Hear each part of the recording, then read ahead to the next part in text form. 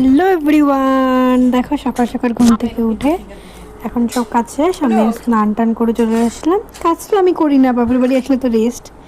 স্নান করে চলে আসলাম। মা দেখো এদিকে পরোটা আর আলু ভাজি করলো।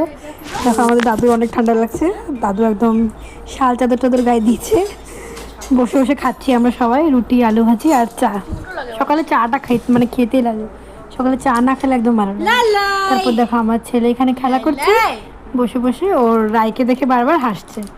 রায় আর ওর দিদন সামনেই বসে আছে। তারপর আমি গেলাম একটু বাজারে, আজকে পাপা বাড়িতে নেই তো তার জন্য বাজারে গেলাম। বাজার থেকে আনলাম চিকেন নিয়ে আসলাম, মায়ে টাকা দিয়েছে।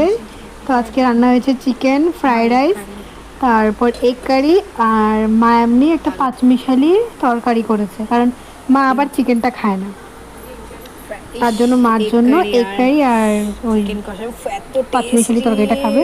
কিন্তু আমাদের বাড়ি থেকে অনেক তরকারি হয়ে যায়, কারণ কাকুমনি ওরাও তরকারি দেয়, অনেক তরকারি হয়ে যায়। তারপর দেখো আমি খাচ্ছি, অনেক টেস্ট হয়েছে ফ্রাইড রাইসের সাথে। মানে মানে এগ কারিটা দিয়ে খেতে এত ভালো লেগেছে, মানে কি বলবো, চিকেনটাও খুব ভালো হয়েছে। দেখো এখন খাওয়া হয়ে গেছে, এখন বসে আছি। টাটা, ভিডিওটা ভালো লাগে কমেন্ট করবে, লাইক করবে।